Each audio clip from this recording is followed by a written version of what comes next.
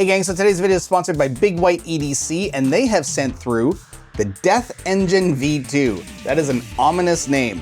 So you can get the Death Engine right now on Big White EDC for $116, and if you use the code FidgetFix, you get 10% off. So this is a mix of titanium, brass, and steel, and I gotta say, at first, I didn't like it. I found it was awkward, it was weird, I wasn't sure what to do with it until I took the time to get to know it. Now it's actually one of my go-to carries all the time, which is really weird because we didn't start off that way. We did not start off as friends, but I think now we're really good friends. Also, there is something you really need to have ready before you disassemble this, and I'm gonna walk you through it. It's really important because it can be really frustrating unless you do this one thing. That's it. I'm not gonna say any more, right? That's what the camera's for. Let's get this under the camera and have a look. It's the Death Engine V2. Let's go.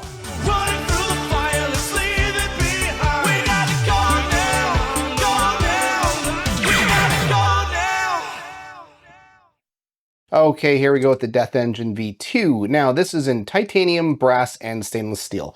So this is, at first, this can be a very, very frustrating fidget to figure out how to play with. When I first got it out of the box, I started kind of, trying to move it, and it was getting stuck, and it just wasn't, it didn't flow well.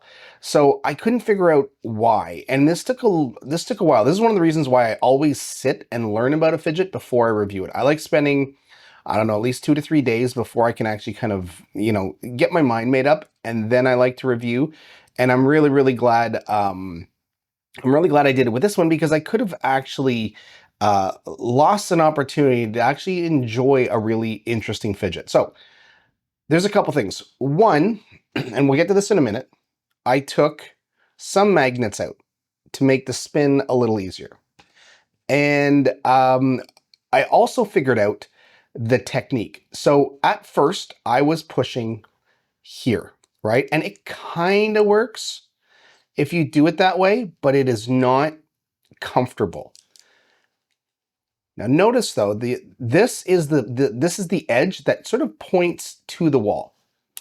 What you should not do is push on that edge. Instead, what you want to do is push on the edge that is up against the wall. So not the point on the wall, but the edge on the wall.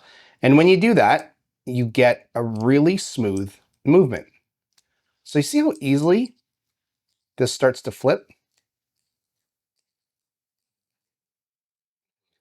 Does not flip easily if I'm pushing against the point, but when I push against the edge, so again, I'm pushing against the kind of the corner of the edge against the rail. And it works for either push up or push down. That's what you need to get smooth movement. And then once you figure that out, you start to get this really kind of quick flow going. And it doesn't matter what direction you go in, as long as you're pushing on the proper edge. Pushing on this side really just leads to frustration, because I don't know. I don't know what physics are at play here, but I'm guessing it's just because the edge smooths it around, right? So you get two corners kind of touching, right? See these two corners? They're sliding. So that is smoother than this one corner trying to move. And it's just the way, I guess when you're pushing down on, I mean, I don't know. I'm not a scientist. I don't know, guys. I just know that this works better. Once I figured that out, once I figured out the technique, this was so much more enjoyable. It's a really, really neat fidget, actually. This is my go-to a lot lately. This is my car go-to. This is my couch. This is pretty quiet. It's a nice little silent fidget. Now it does come with this ring. I did put the ring on just for this part of the review, and it's meant to be like you can wear it like a necklace or something around your neck, which I guess some people might, or of course lanyard. Now this is just magnets, right? We got 3 little magnets here, and that's it. These 3 little magnets run around and connect to the magnets inside. And it spins on this post. That's all it is. And as I said, I removed some of these smaller magnets to make it a little easier to spin. So a little less friction. I found that really helped. Here's what I learned though.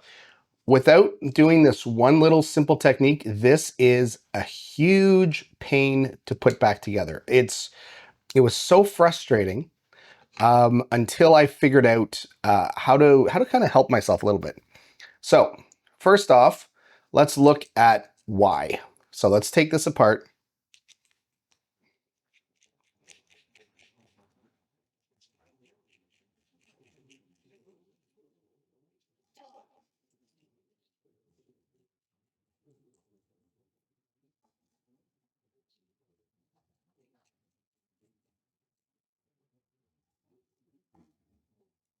So screw here, come on out.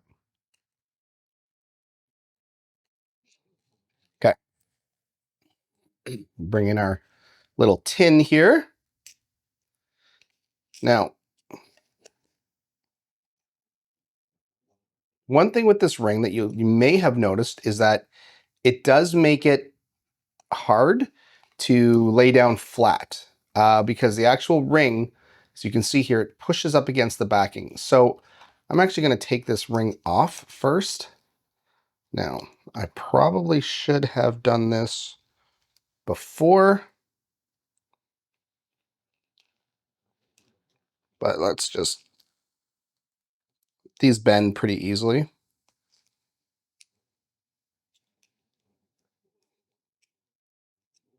Okay. I mean, the ring is nice. You might want to get something else in there. So now at least we can lay it down flat. So I'm going to take this little track off, but you can see at least it's laying here flat. And that's, of course, because there are magnets in here. Now, here is the trick with this. This is a really annoying, super annoying fidget to take to put together because this post. So the magnets are this way, right? This is just a lid. This lid comes off. The magnets sit inside this brass plate. Problem is, as you can see here, you cannot lay it flat. You can lay it flat like this, but you cannot lay it flat down onto a piece of metal. And that causes serious problems because then there's nothing locking the magnets in. So what I ended up doing was just using a washer. Now I have a washer and all my magnets, as you can see, the washer is actually sticking because the magnets inside are now sticking to the washer. So if I put that down, in fact, I don't even need this metal tin anymore. It's kind of useless. So I have my washer. Now watch, when I flip that over, there's the magnets.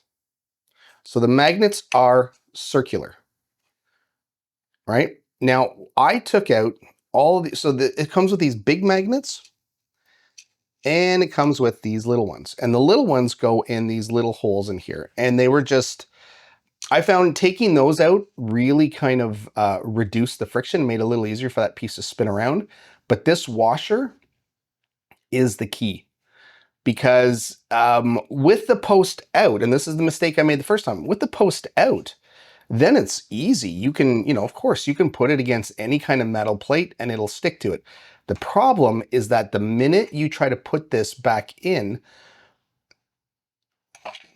right? The minute we try to put this back together, the post has to go through here and that will actually push it. So let's just say the washer was not there, right?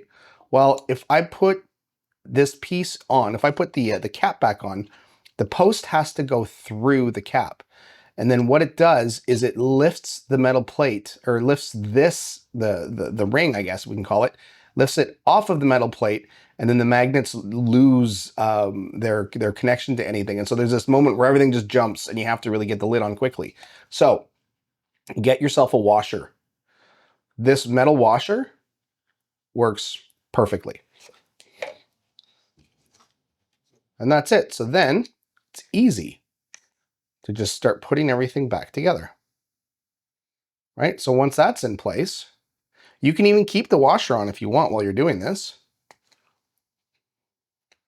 But then when you can see once it's on, right? So The washer just sort of lets everything sit nicely while you're putting it all back together.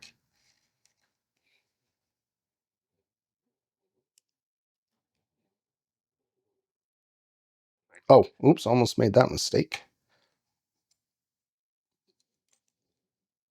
Now, this is the trick.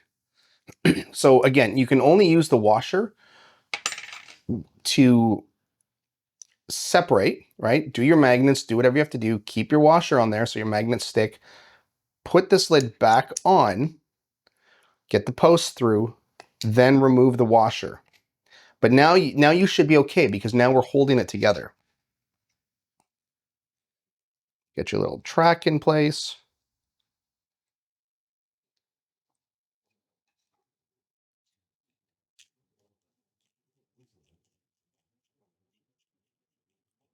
Then we just put everything back.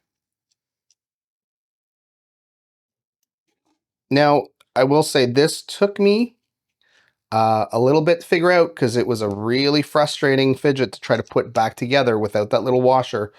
I'm not really sure how they do it at the, when they assemble it, but trust me, if you don't have something like that washer to help you, it is a very, very frustrating process. I would love to know if anybody out there has found another way to do it, or if they just don't need the washer at all. And maybe I'm just being a big baby. But there we go. This is a fun fidget. I really, really enjoy this one actually. So I would not hesitate to get this with the warning that it takes a little bit to put together, and it also takes a bit to learn, right? Like, again, pushing against that side is the way to go. Once you figure that out, once you figure out the technique, it's actually a pretty fun one. It's about the size of a really thick coin, so it just sits in your pocket nicely, and it's pretty mindless. All right, gang, that is the Death Engine V2, and you can get that at Big White EDC. Thanks for watching.